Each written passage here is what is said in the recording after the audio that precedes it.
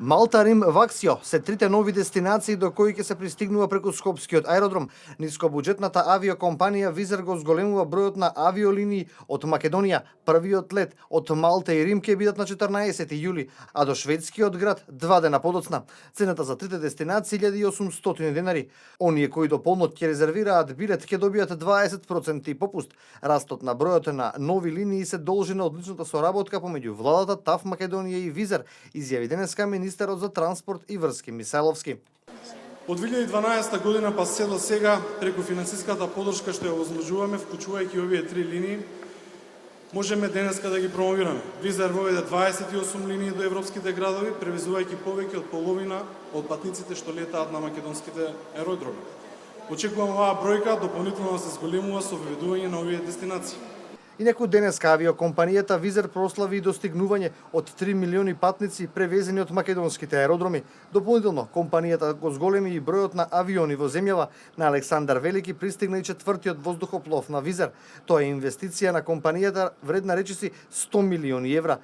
Се очекуваат и нови вработувања во авиокомпанијата, за бројката да се искачи на 150 лица само во земјава. Конзистентен раст во последните години достигнавме 22,7 патници минатата година.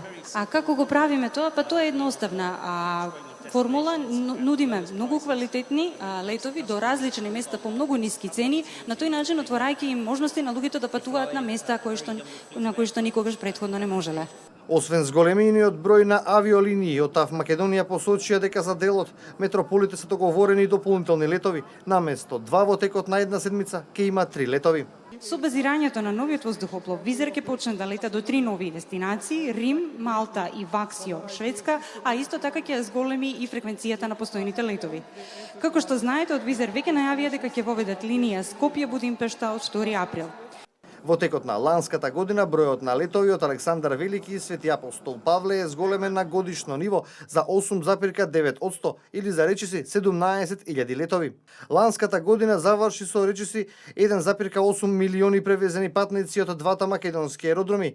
10 години претходно на годишно ниво се превезуваа одвој половина милион патници. Пред 10 години од двата аеродроми во земјава се леташе до само 15 дестинации. 2017 Македонија преку авиоврска е поврзана со околу 40 дестинации.